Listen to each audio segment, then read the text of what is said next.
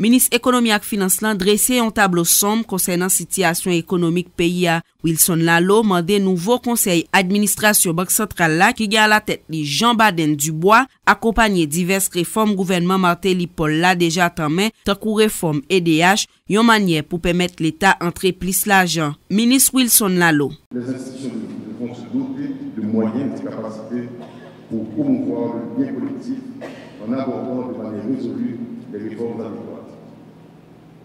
Le diagnostic facile est que les dépenses publiques sont la source du problème et la réponse préconisée est que la Banque centrale injecte des dollars sur le marché et que l'État réduise son niveau de dépenses.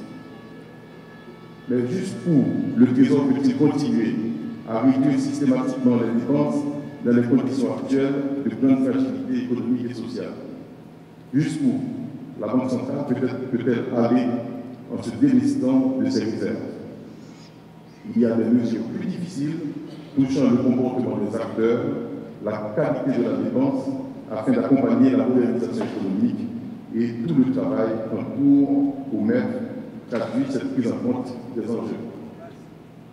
À signaler que des potentiels et des marchés existent, mais il manque la concertation sur les politiques économiques, sur les outils, sur la motivation appropriée des acteurs, sans laquelle aucune avancée n'est possible. La mise en place d'un conseil de la politique économique est une initiative adoptée dans plusieurs pays, conscients de cette nécessité de coordination et de veille stratégique sur les stratégies économiques si un pays veut contempler les progrès économiques durables. Nous pensons qu'une telle initiative est indispensable pour un fonctionnement efficace des institutions impliquées dans la gestion économique. Mesdames, Messieurs, la BRH n'a pas pu réaliser des progrès sans le support des partenaires du système. Je vous invite à renforcer cette collaboration autour du pacte pour l'emploi et la croissance économique inclusive où chacun s'engage à jouer sa partition pour rendre possible notre vœu d'une Haïti en voie d'émergence vers 2030.